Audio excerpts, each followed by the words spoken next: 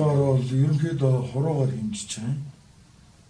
Хуруугаа бол бас шүтэн урлал гэдэг нь бурхны шашны их 5 ухааны нэг болох урлагын ухааны төрөл зүйл юм а. Бурхны дүр судар шүтэн зэргийг нарийн дэг жаягийн дагуу бүтээхээс гадна Монгол хүний ахуй ёс заншил уламжлалыг бурханчлан дүрсэлсэн соёлын өвийг шүтэн урлал гэдэг.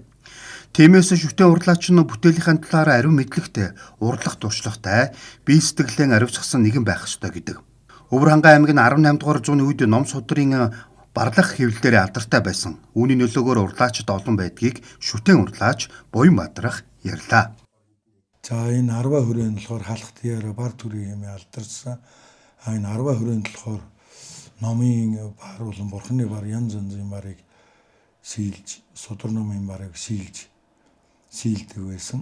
Тэгээд хувьсгалаас хойш буюу тэр сийлбэрснэр нь артелд ороод 37 оноос хойш артелд ороод тэгээд артелд сийлбэр эвэлэг дурсгалын зүйлс ширээ сандал хийж байгаа. Тэгээд ахуйлчлаганд орцоогоо тэгээд тэр уламжлал нь болохоор энэ Симжаан намжид хүн болохоор тэр ахуйчлаганд ажиллаж исэн. Тэр уламжлал огт тасрахгүй явсаар байгаа. Над дээр бас ирцэн байгаа. Би бас болохоор бас ганц хоёр шав байна. Тэгээ одоо энэ уламжлал нь ингээд огт тасрахгүйгээр явж байна. За хамгийн сүүлд хийсэн ажлаас гэвэл 12 хүрээний хувилгаан ламтны синтийг Симжаан намжидтай хамт 3 жилийн хугацаанд гар аргаар урлаж хийсэн багмаа. Синтийн болохоор бол бурхны суур буюу тогтсон хэмжээтэй бурхны номоор. Тэгээ бидний шийлсэн синти маань болохоор бол цоолбор сийлбэр гар аргаар хийснээр онцлогтой юм аа. Тэрбэр бурханчлаамаа Пүр Ботын анхны шав нарын нэг 20 гаруй жил шүтэн урлаж байна. Сүүлийн үед уран зураг руу орж байгаа. 4-р ангиасаа зураг зурж эхэлжээ. Мөн өндөр гэгээн зан үзрийн бүтээлүүдийг судалж зурж эрдэмтдийн хурлуудад илтгэл тавьдаг байна.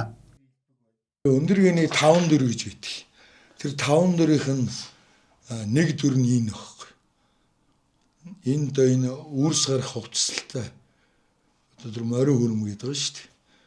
Тийм хувцастай. Тэгээд энэ айраг барьсан юм зураг. Энийг болохоор шанхад их шүтдэг. Тийм учраас энэ шанх хавьд одоо шин цагаан идэ айраг тар их дэлгэрсэн баг. Тэрбэр хэлэхдээ шүтэн урлал бол хүмүүсийн шүтэнийг урлаж байгаа Монгол зураг юм. Бусад зургийг бодвол маш нарийн хариуцлагатай нэг цэг зураас нь ч дутуу орхихгүйгээр бүтээх ёстой. Тийм учраас цаг хугацаа их ордог, үн цэнтэй зүйл хэмээлээ.